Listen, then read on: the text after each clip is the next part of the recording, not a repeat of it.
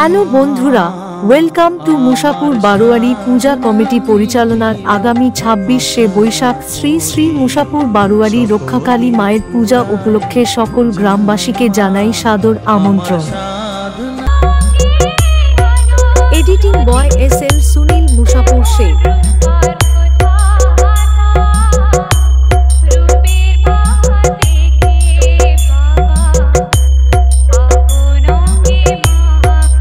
এবছরে সবাইকে নাচাতে ও পুরো এলাকা কাঁপাতে আসছে।